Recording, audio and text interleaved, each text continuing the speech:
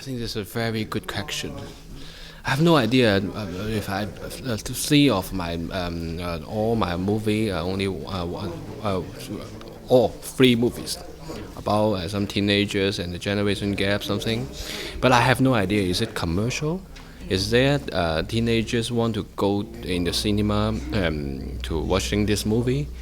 And unfortunately, all the movies in Hong Kong just define the category free, not allow below 18 years old audience go to the cinema to watch it. I think this is very ridiculous. I have no idea why, but I think I really want to share something with the young generation to want to maybe they can find the new way, the new definition of future of Hong Kong.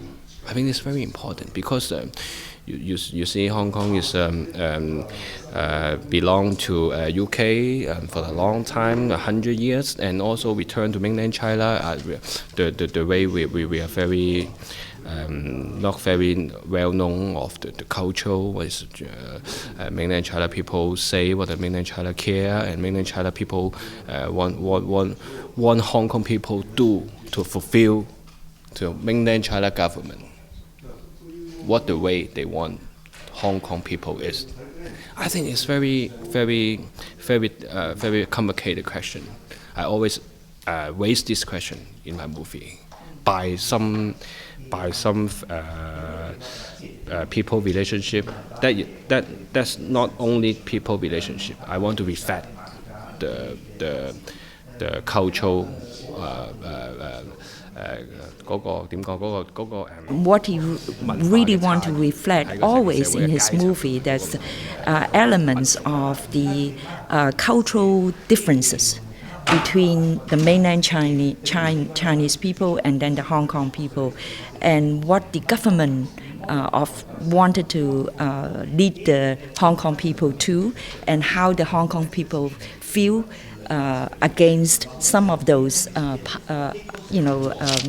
their leadership opinion of things. Yeah. 所以咧，我會話咧，我三部電影。He actually suggests, in order to really get all the things he want to say, probably if you see the first movie side by side with Port of Call, it's almost like a continuation of what he want to explore through this movie. He said, "I'm not very strong with visuals, so that's why." But I try to express my messages or my meaning in the movie. When the first film, Glamorous Youth, was shown at the Munich Film Festival as well as the Rome Asian Film Festival, the audience asking him a very funny question. He said, "Now that Hong Kong has returned to China, why do you still have immigration department?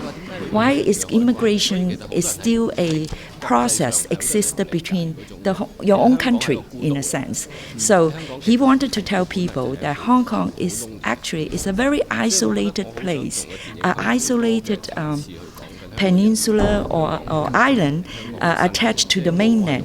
Right now, they are maybe suffering some problem dealing with their own identity, dealing their own self-evaluation of Hong Kong as a city towards the world, and maybe these past 15 years, you don't see too much external circumstances change. But I think as a Hong Kong people, deep down, there are a lot of subtle changes already underneath the surface. 以前嘅舊嘅，即係佢以前嘅戲啊，佢係去到呢幾年，我諗係近10零年咧，佢嘅 Johnny To 嘅戲咧就可以去到國際影展。As you said, Udane really has given Hong Kong a prominent presence in their festival from day one to 17 years later. As an example, I mean, even Johnny To now is internationally known as a big director. Probably 10 years ago, no international film festival invited him to attend any film to participate.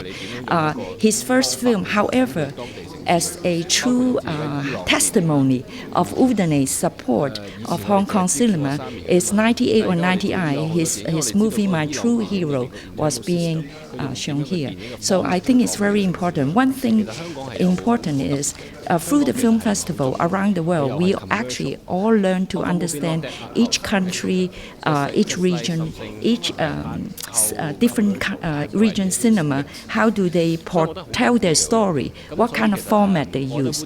And it's through the film festival to introduce that to the international audience.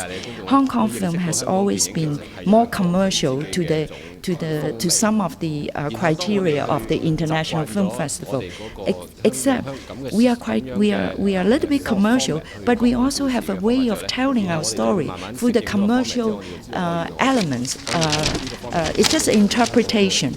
So thanks to Udai, cultivate all this audience and educate them to understand Hong Kong movie, accepting Hong Kong movie, and now we are more spread out and be known to the international film festival circuit.